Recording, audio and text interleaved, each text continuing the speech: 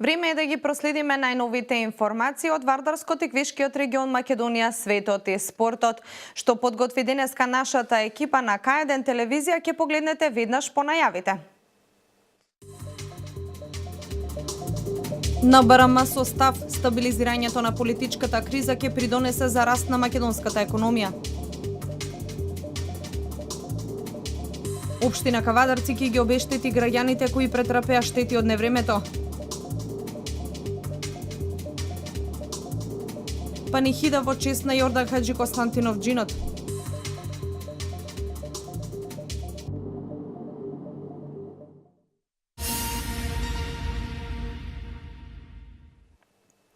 Народна банка на Република Македонија во априлската проекција прогнозира раст од 2,5% на македонската економија за годинава, пошто би следело забразување на 3,2% во 2018 година, информираше денеска на пресконференција гувернерот на НБРМ Димитар Богов.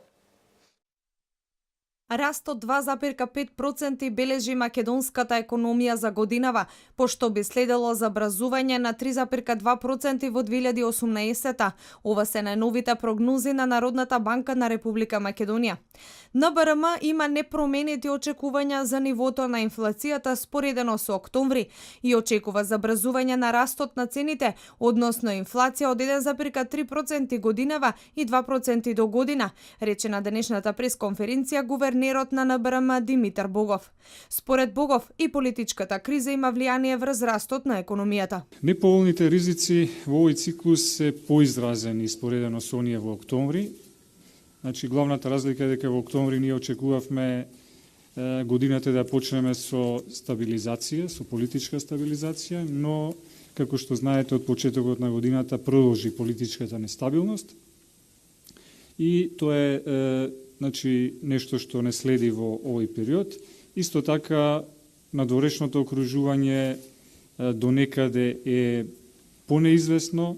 Богов како поволни ризици на Централната банка ги наведува позитивните ефекти од структурните промени во извозниот сектор на домашната економија, но и брзото закрепнување на светските цени. Сепак во најновото сценарио имаме и одредени позитивни моменти, а тоа е нашето најново согледување дека позитивните ефекти од структурните промени во извозниот сектор се посилни и очекуваме посилен пораст на извозот.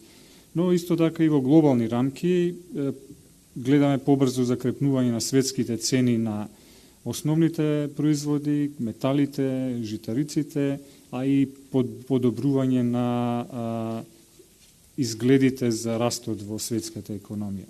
Банкарскиот систем според НБРМ е и понатаму стабилен, ликвиден и високо капитализиран. Според Богов, задржувањето на здравите фундаменти на домашната економија и стабилизирањето на политичката криза до крајот на годината ќе придонесат за зголемување на довербата кај потрошувачите и инвеститорите, а со тоа и поголем раст на македонската економија.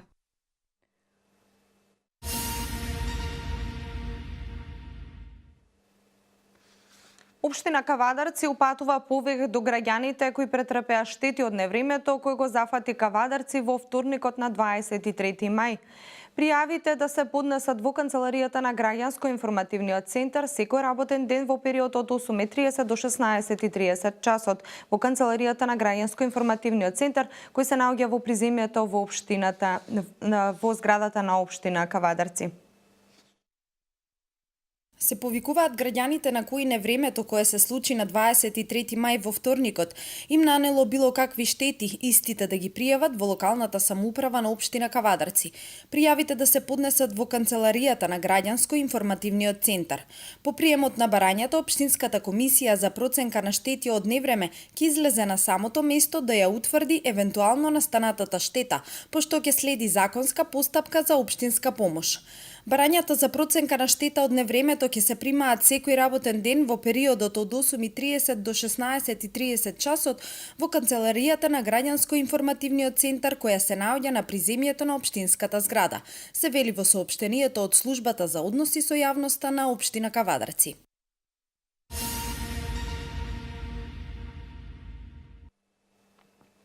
Привршува сеидбата на оризот. Досега се посејани околу 80% од планираната сеидба. Оризопроизводителите се надеваат дека оптималниот рок кој истекува за неколку дена ќе го искористат максимално. Единствено поради лошата хидролошка состојба годинава површините под оваа култура ќе бидат преполовени. Наместо вообичаените 5000 ќе се насеат само 2500 хектари. Без проблеми се одвива сеидбата на оризот. Од планираната сеидба досега се реализирани 80%, а оризопроизводителите се надеваат дека оптималниот рок кој истекува за неколку дена максимално ќе го искористат. Поради лошата хидролошка состојба оваа година површините под ориз ќе бидат за половина помалку, односно наместо 5000 хектари ќе бидат насеани 2500. Ублажен е недостигот на вода во акумулацијата Калиманци откако од почетокот на сезоната на наводнување максимално се искористени водите на Оризарска, Кочанска и Зрновска река, како и од Брегалница и Излетовска река. Последните дождови минимално ја санираа состојбата во Калиманци, каде што во моментов има 75 милиони кубни метри вода. Површините кои што не се под ориз, земјоделците веќе ги сеат со други пролетни култури кои не бараат големи количества вода за наводнување.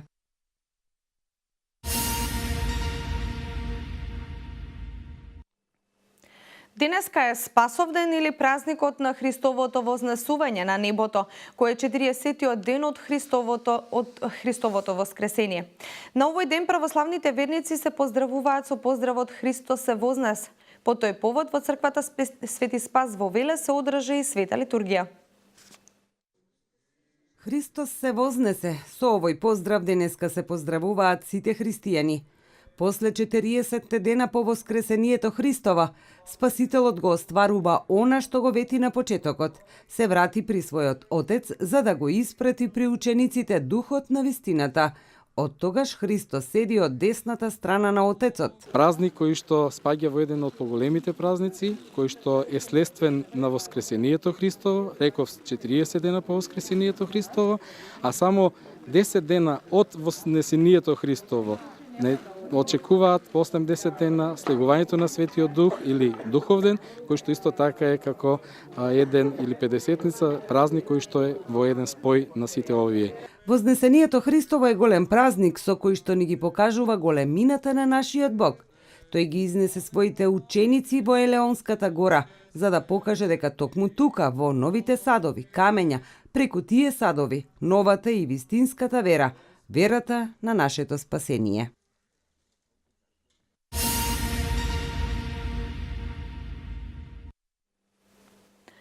Свештеници од епархијата Повардарска по традиција на денешниот ден Спасовден во црквата Свети Спас во Велес одржаа панихида во чест на Јордан Хаджи Константинов Џинот, еден од зачетниците на просветителството во Македонија и првиот рамски писател. Во негова чест на неговиот гроб во дворот на црквата Свети Спас букет положија делегации на општина Велес од Велешкиот театар кој го носи неговото име, исто како и општинското основно училиште Јордан Хаджи Константинов Џинот. Во чест на македонскиот преродбеник Јордан Хаджи Константинов Џинот, еден од зачетниците на просветителството во Македонија, свештеници од Повардарската епархија одржаа панихида на неговото вечно почивалиште, кое се наоѓа во црквата Свети Спас. Делегации на општина Велес, театарот Џинот и општинското основно училиште кое го носи неговото име положија цвеќе и оддадоа почит. Секоја година токму на овој ден на Вознесение Христово правиме парастас во чест и спомен на Јордан Хаджи Константинов Џинот. Тој на овој ден не е упокоен, мора да ја кажеме правата вистина, но ете народот го поврзал токму со Вознесението Христово, пак затоа што Вознесението Христово не се паѓа секоја година на ист ден. Тој менува во зависност од Великденот, затоа што, како што рековме, 40 дена е разликата помеѓу Воскресението и Вознесението, па токму заради тоа и денот се менува, но ете останала една традиција во која што на тој ден го правиме и парастасот на Јордан Хаджиконстантино Џинот. Еден голем човек кој што дал многу за својот народ. Покрај воведувањето на народниот македонски јазик во училиштата, Џинот е заслужен и за осовременување на наставата, затоа што прв вовел нови предмети. Работел и организирал приредби и училишни представи, а ги извршил и првите метеоролошки мерења на времето во Македонија.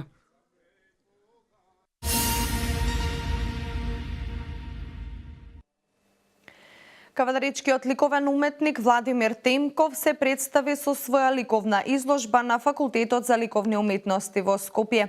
Изложбата насловена "Потрага по смислата на ликовноста во соочување со убавината на природата". Истата ја сочинуваат дела кои се труд на неговиот опус, со кој официјално ја добие титулата магистар по ликовни науки.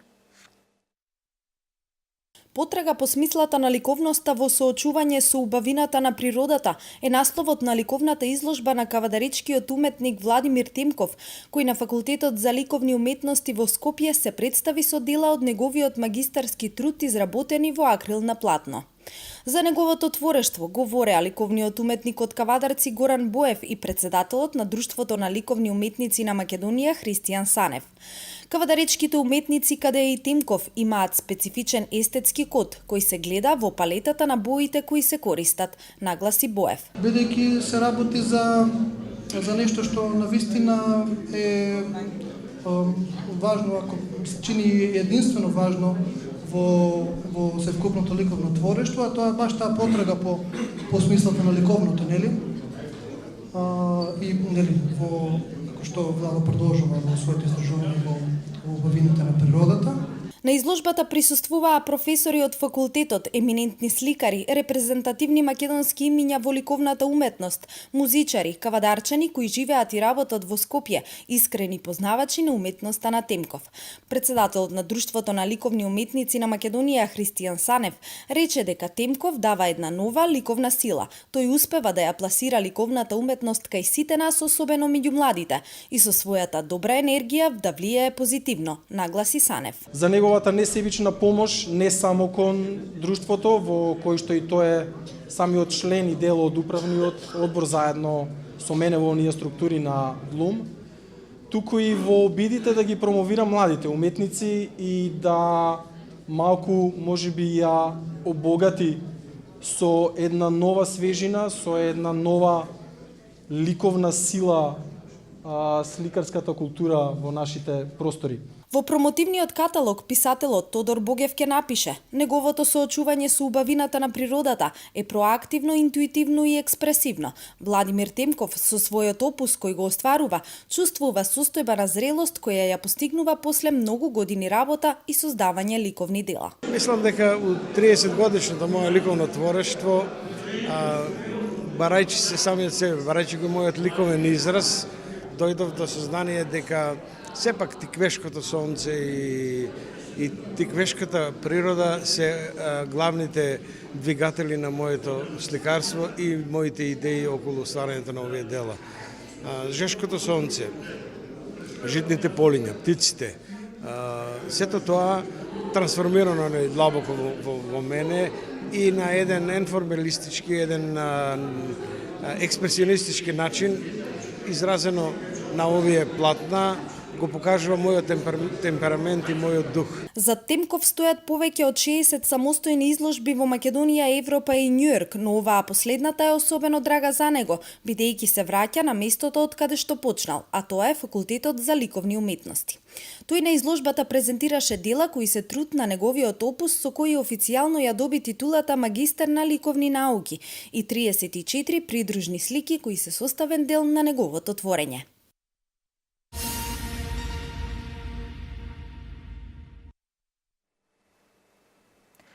ВМРО ДПМН денеска преку соопштение наведува дека граѓаните оправдано се плашат дека председателот на СДСМ Зоран Заев е подготвен да ја реализира тиранската платформа во надеж дека од позиција на власт ќе се спаси од кривичен прогон за кривични дела кои ги извршил. Според ВМРО ДПМН, секој ден коалицијските партнери на СДСМ излегувале со изјави дека не се откажуваат од тиранската платформа, но ниту Зоран Заев, ниту партијата ги демантираат таквите изјави. ВМРО ДПМН во соопштението потенцира дека и понатаму ќе останат во функција на граѓаните, штитејќи ги нивните интереси. Истакнува дека СДСМ треба да знаат дека за подкопувањето на унитарноста на државата се одговара пред законот, но и пред граѓаните на Република Македонија на избори, од кои упорно бегаат. Во продолжение вести од Македонија. Председателот на Република Македонија Ѓорги Иванов денеска и утре ќе престојува во посета на Италијанската република и Светиот престол по повод манифестацијата Македонија во чест на Свети Кирил. Иванов, како што соопшти неговиот кабинет, денеска ќе посети базиликата Свети Климент, каде ќе биде положен венец на гробот на Свети Кирил. Македонскиот председател ќе посети базиликата Санта Марија Маџоре, а во текот на денот ќе посети и базиликата Сан Паоло, каде ќе положи цвеќе на гробот на Свети Павле. Утре председателот Иванов ќе има аудиенција кај поглаварот на Римокатоличката црква папата Франциск, а ќе оствари средба и со државниот секретар на Светиот престол, кардиналот Пиетро Паролин.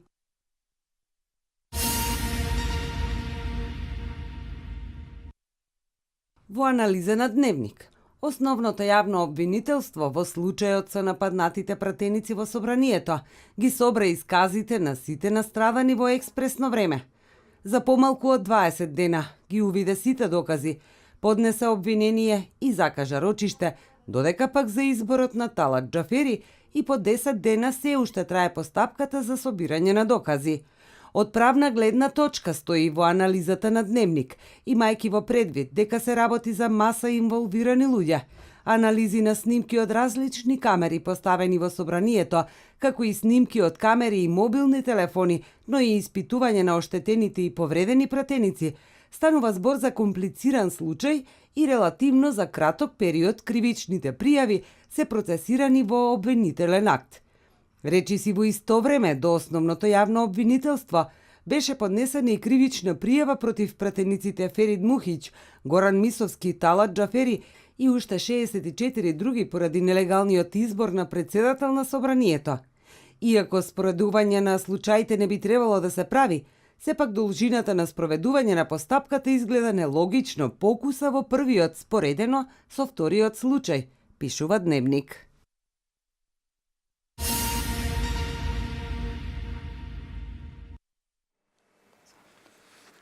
НАТО ќе се приклучи кон коалицијата предводена од САД во борбата против исламска држава, со што ќе биде задоволено едно од клучните барања на американскиот председател Доналд Трамп, а со тоа алијансата посериозно ќе се ангажира во борба против тероризмот, изјави денеска дипломатски извор.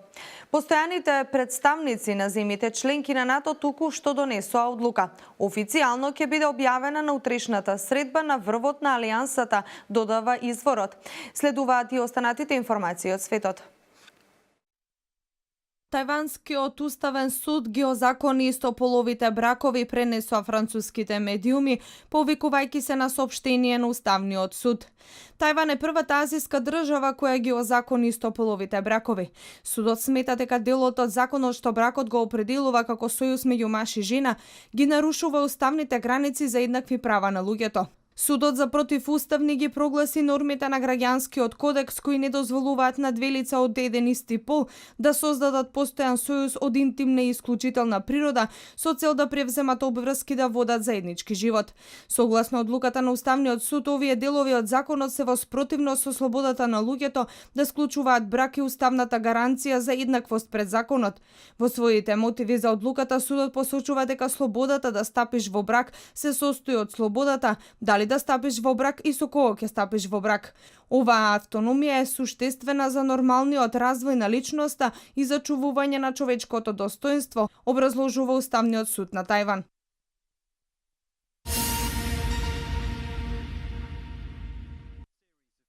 Тројца полицајци загинаа во двоен самоубиствен напад на фреквентна автобуска станица во индонезиската престолнина Џакарта, соопшти полицијата цитирана од ДПА. 10 лица се ранети во двете експлозии, вклучувајќи и 5 полицајци. Двајцата атентатори исто така се мртви, изјави портпаролот на националната полиција. Нападот бил извршен во време кога припадниците на полицијата обезбедувале настан по повод едномесечниот муслимански пост Рамазан, кој почнува во сабота. Вчерашниот напад е втор во Џакарта за помалку од 2 години. Засилени се безбедносните мерки на транспортните објекти во Индонезија, јави министерот за транспорт Буди Карија Сумади, цитиран од ТАС. Индонезија, која е најнаселената земја со доминантно муслиманско население во светот, е цел на мноштво терористички акти, кои од 2000 година до сега го однесоа животот на неколку стотици лица, потсетува ДПА.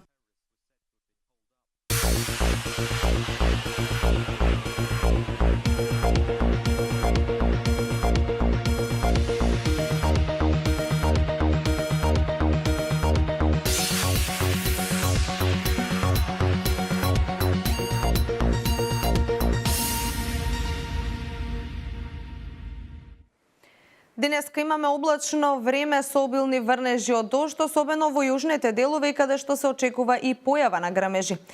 Застапен е северниот ветар. Утринската температура се движеше во интервал од 7 до 14 степени, а дневната достигнува до 22 степени. Во текот на наредните денови ќе се задржи попладневна нестабилност и ќе дува претежно северозападен ветар. Во недела помалку покачување на температурата и почести сончеви периоди, а од понеделник веќе не се очекуваат врнежи, туку стабилизација на времето и дневни температури до 30 степени. Со ова го завршуваме информативното издание на Дневникот на К1 телевизија. Јас ви благодарам за вниманието. Вие понатаму останете со програмата на К1. Пријатно!